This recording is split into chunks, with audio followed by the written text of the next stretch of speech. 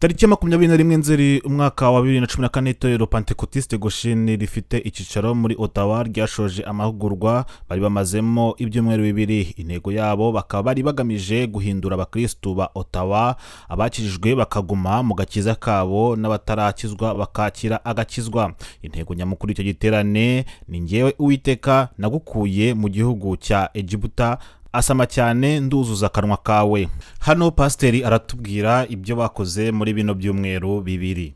Mu by'ukuri twakozemo ibintu byinshi kubera ko twagerageje kuzamura ububyutse. Twagize amahugurwa y'abadamu bonyine, tugira amahugurwa y'abagabo bonyine, turongera dukora tubahuriza hamwe dukora amahugurwa nanone y'abubatsi ngo rekupe. Uzi ibintu by'amadivorce hano muri iki gihugu byateye. Ubwo rero twubatse ingo mu by'ukuri kandi zishingiye ku musingi wa Kristo. Si ibyo gusa, twahuguwe n'urubyiruko, twagiranye ibihe byiza n'urubyiruko, twagiranye ibihe byiza noneho nk'itorero muri rusange, no kuvuga ngo ibintu byagenze neza mu by'ukuri.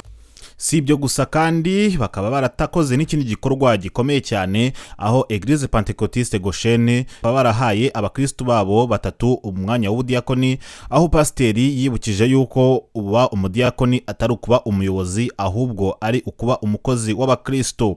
Umudiyakoni rero agomba kuba adafite inenge, dore ko ngo banarebye abantu bafite imico myiza. Ikindi kandi rero bakaba bishimira yuko ibyo abakristo bavanye muri izo nyigisho zari zimaze ibyumweru bibiri ko bizabafasha kuri roho zabo no mu mubiri.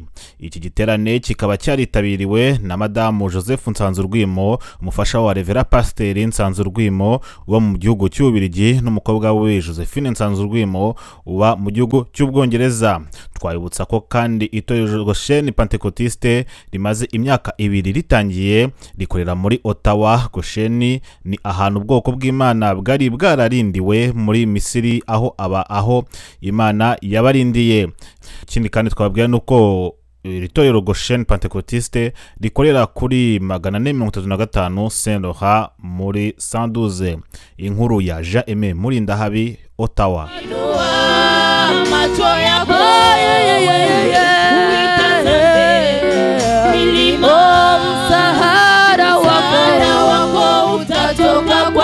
Bwana aliyeziumba